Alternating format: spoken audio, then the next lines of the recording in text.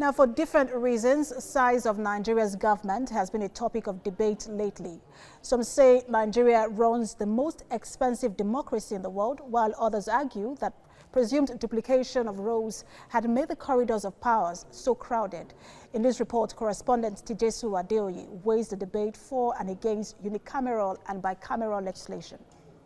Nigeria's National Assembly was established under Section 4 of the 1999 Constitution of Nigeria and comprises of the Senate and the House of Representatives. Both chambers of the National Assembly are most times the subject of debates among the electorate, many of whom are yet to understand the importance and working of legislators in a democratic government. To some, the legislature is simply a group of politicians who sit, talk, collect fat checks, and disperse.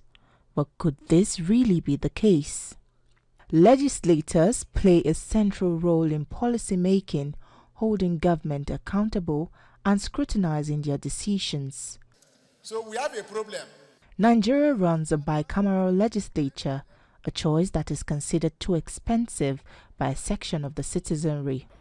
Now there's a growing debate on how best to reduce the cost of governance. There are a lot of challenges with the present bicameralism.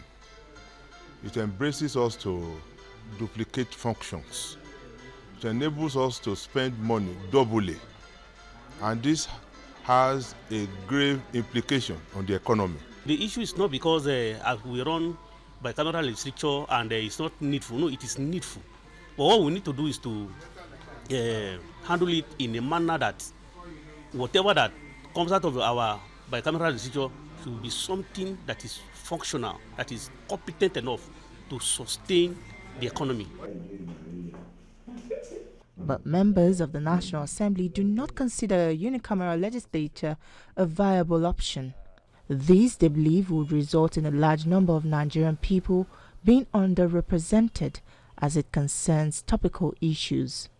But are they ready to consider reducing or cutting out some unnecessary expenses attached to their allowances?